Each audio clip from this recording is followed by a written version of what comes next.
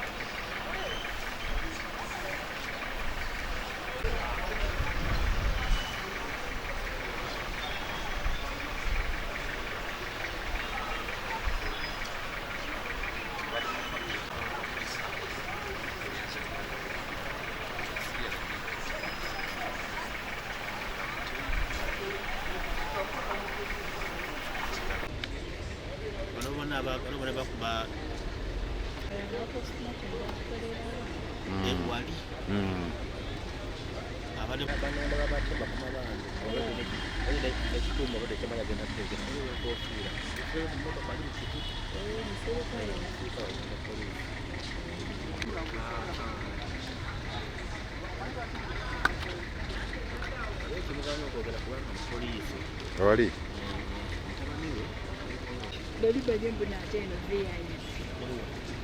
no yabafiridde mu ddwaliro.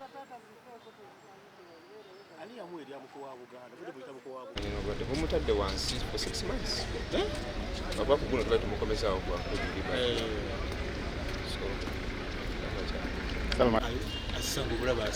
era abaddeko oxygen tetwali twagala okumenyawo ng'amasimu gatandise okukubira nga batandise kumubika nakukubidde noŋŋamba nti ate byotwate bamubise gali ewe musajja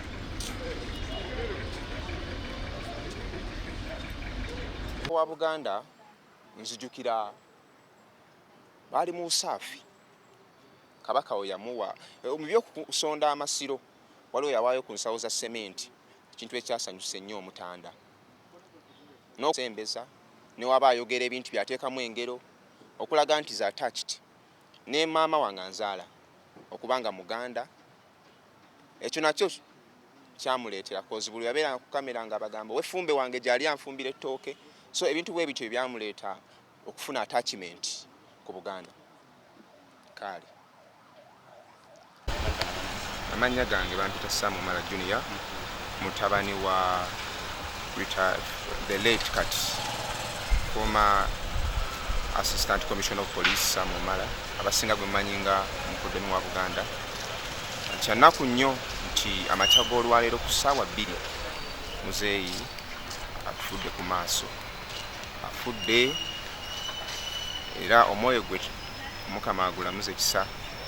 Ekiro kyonna twasuze tumusanctioninga nga tumusikamu substances. Tabadde bulungi, abaddeko oxygen okuva ejjo ne babadde babibuwongwesa nga bagamba nti afudde, naye kaakati it is confirmed afudde era tukyali wano bamukoleko postmortem tusobole okuba nga atwalibwa ku Farewell Home. Is it Farewell Home? Bamutwale eyo. Enteekateeka ez'omaziika badde twogeramu n'abanene, kigambibwa ne batugamba nti agenda kubeera ng'atwalibwa e Kololo ku lunaku olwokutaano. Wajja kubaawo okukuŋŋaana ku kampuni gy'abadde akolera okumusabira ekitambiro ky'emmisa, then atwalibwe on that Friday okuziikibwa ku butaka bwaffe Tororo nga kyannaku nnyo ddala muzeeyi yatuvudde ku maaso era tuli kugwanika wano we are waiting bamukoleko postmortem emotoka yatuuse dda ave wano mu kifo kino. Muzeeyi obulwadde buno bwavya ddala ku kansa, prostate cancer. Kansa ono yamutandika nga yakawummula emirimu gya poliisi mu 2020.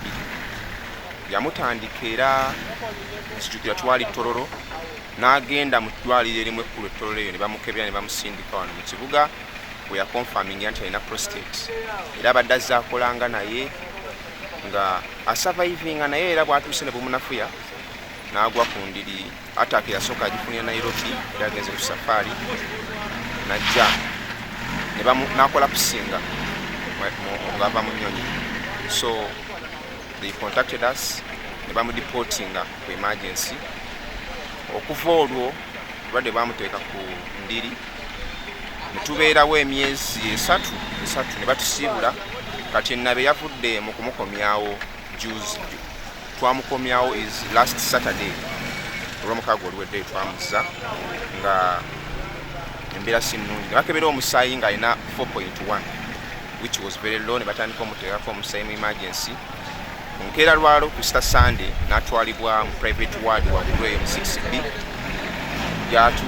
gyasizizza obw'enkomerero. So abadde alwanye n'Omukama kyageze tumusabira ky'omulenzi eno natukkiriza nti muzeeyi agenze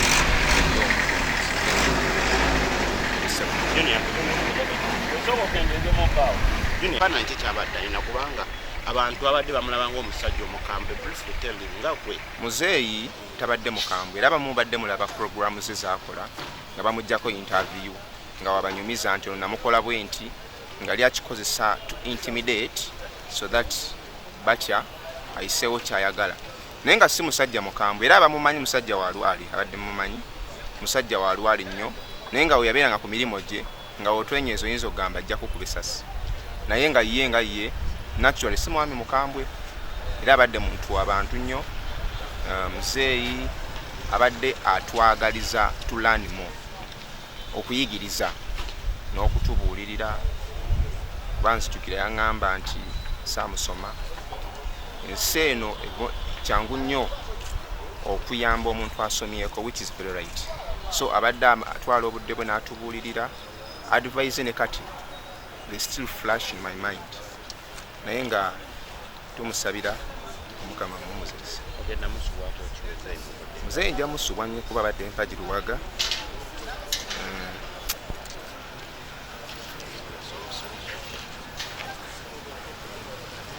yabadde buli kimu waka ewaffe nga yayimirizaawo abantu bangi n'ab'eŋŋanda ze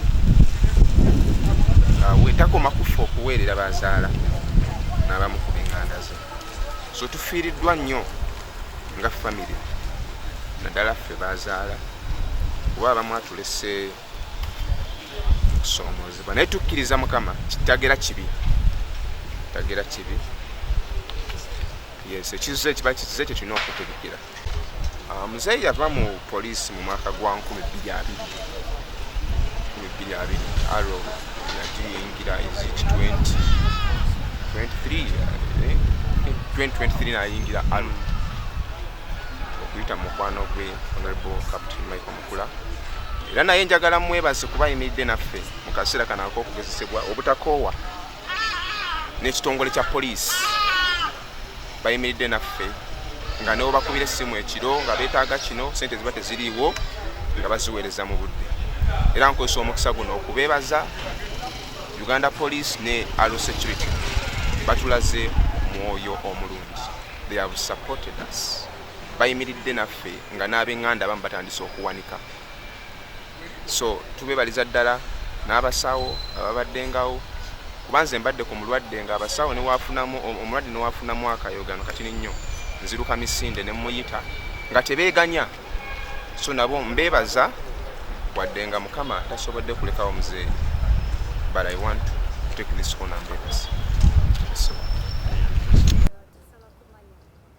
agange nga kuwandika buwandiisi For the case of the camera record. Nze Divine Fortune Mutukuvu nga ndi mutabani wa Afande Sam Omala kati omugenzi. Tusaba tuyitiriza mu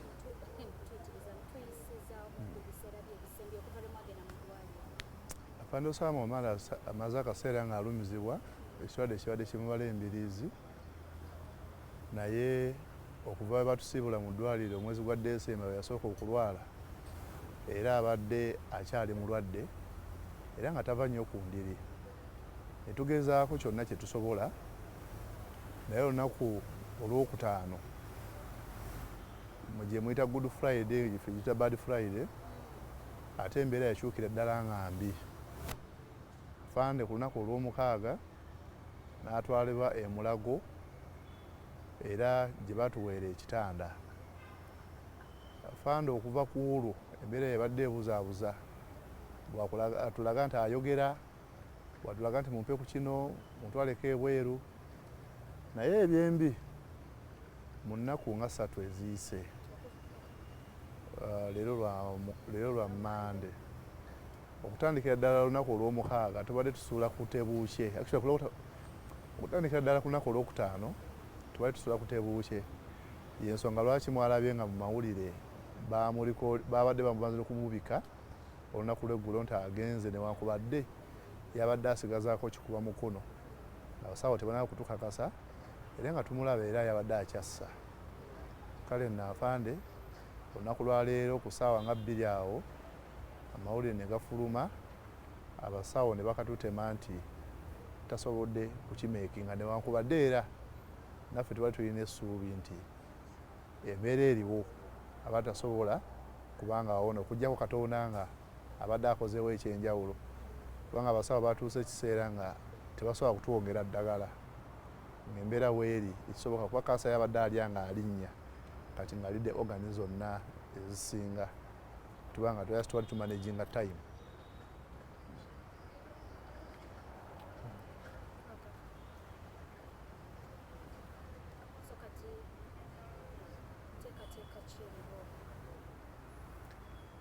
Enteekateeka eriwo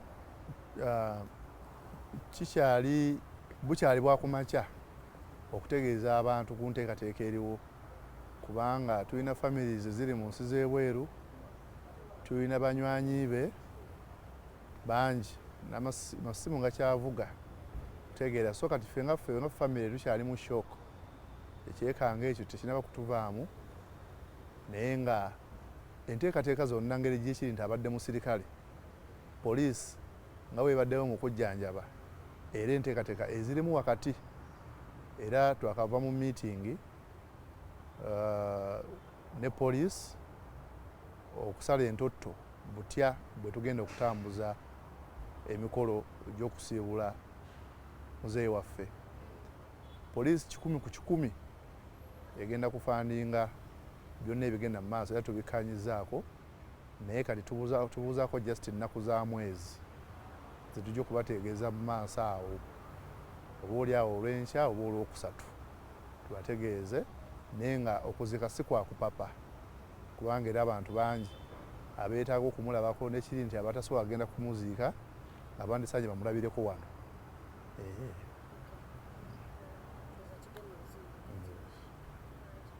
Muzeeyi afudde asiima poliisi ne KCCA okumuyamba mu bisale by'eddwaliro weewaawo nga waliwo abantu abali mu gavumenti abadde bamuyambako nga Prime Minister Honorable Captain Mike Mukula badde bamuyambako kakati n'olw'ensonga eyo okuba nti biiru zo zibadde zisasulwa ate nga gavumenti yesasula ate nga gavumenti gye yakolera n'ekyokuba nti yafuna pensioni we mu budde nga tabanja afudde musanyufu naye nga bw'omanyi nti mu mbeera eza bulijjo wabeerawo omuntu kyaba ayagala ng'omuntu naye nga tekiri within the structures kyatatuuseeko naye nga ate tetusobola kukyogera mu mawulire tekyekino.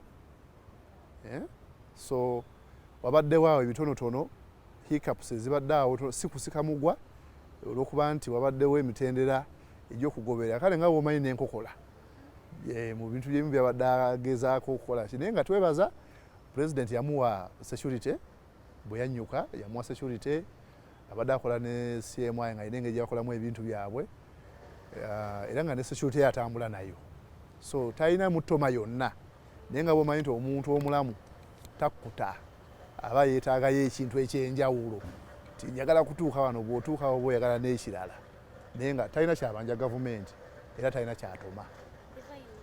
Kika kya kansa ki ekibadde kiruma Muzeeyi? Muzeeyi ekika kya kansa ekibadde kimuluma prostate.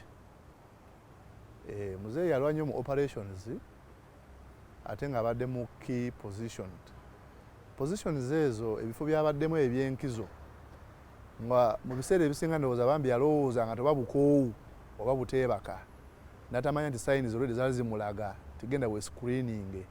Era nkubiriza abantu abali eyo bonna, singa owezza emyaka 40 ng'oli musajja kobeere mukazi, genda we screening. Towulira omugongo nga gukuluma n'olowooza nti kamire endosiri oba noweewa eddagala, tomanyi omugongo ogwo lwaki gukuluma, tomanyi lwaki omutwe gukuluma, genda mu ddwaliro. Spending eddakiika 2 ogende mu ddwaliro okusinga okumala emyezi 8 mu ddwaliro ng'oli ku kitanda nga muzeeyi wange bw'abadde. Kale ya ignoring ebintu ebyo olw'ebifo bye yalimu n'emirimu, demand z'emirimu. Prostate cancer yagenda okukizuula ng'atuuse ku stage 3. Ate mu stage nga tayinza kudda, twandingambye advanced stage 3 equal stage 4 nga takyasobola kudda mabega. Era muzeeyi ebiseera ebisinga sente ze zonna ng'otaddeko n'ezaffe zigweredde mu kujjanjaba kansa, ate ng'otaddeko n'ezaffe abaana mu kaseera kamu ng'otaddeko n'eza poliisi, n'ezo kesi zebadde nnyamba nazo zigweredde mu kujjanjaba muzeeyi. So naye twebaza Mukama atuwadde chance kujjanjaba muzeeyi waffe. Mulimu emmotoka beekoona, mulimu yeebaka n'atazuukuka naffe ekiwatukira, at least Mukama atuwadde ku chance y'okumujjanjaba ne tukolako kye tusobodde ne bannaffe mikwano gyaffe n'emikwano gye ne gisobola okubaako nekyegikola mu kutaasa obulamu bwe. Mutukuvu Divine Fortune, naye the spelling ya Divine waliwo engeri DVYN. Abasooka abasinga banika DYV, it is DVYN. DVYN Divine. Abalala baagala nnyo okuggyako Fortune bateekako Divine Mutukuvu Omala, which is okay. I would prefer that as well. Yeah, Divine Mutukuvu Omala is okay. It's my father. Yes. Afande Omala kyakusalirwa nnyo eri eggwanga okutwaliza awamu. Tojja kitunulira nga private security yokka, kubanga ne ku poliisi gye yasookera okukola abadde mwagalwa w'abangi ng'era ayagalwa, era n'ebitongole ebya private security organization. Afande Omala tulaze nti ebitiibwa tebikuyinula eri abantu, era okwagala kw'abadde alina eri eggwanga lye gwe mukwano gw'abadde ayoleseza mu private security, kulaba nti naffe era atuteekateeka tutambule ku mugigi gw'okwagala ensi yaffe, kwagala eggwanga lyaffe, kulaba nga tuyimirira wakati mu kulaba nti obutebenkevu mu ggwanga butambulira mirembe. N'olw'ensonga eyo ebitongole ebirala bino ebya private security naye bakama baffe abasinga abakulu abava mu bitongole ebyo ebya national security ng'amagye, poliisi n'ebitongole ebirala bajje balabe nti batwala ekyokuyiga ekyali ku Afande Omala, kulaba nti nabo obumanyirivu obwo babuteeka mu migigi emito naddala ku private security organization, kubanga security twogera lulimi lwe lumu mu ggwanga. Ahmed Nasser.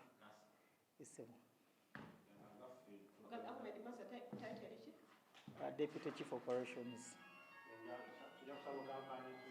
I've not expressed myself the way he has expressed what we feel. Yeah. And I appreciate your patience today.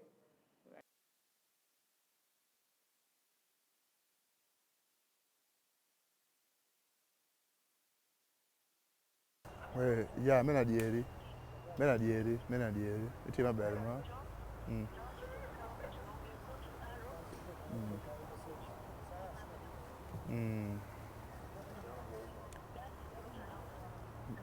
Ato meno ona dieri meno iti mabere swa wa handling ajo kami abino office bajo.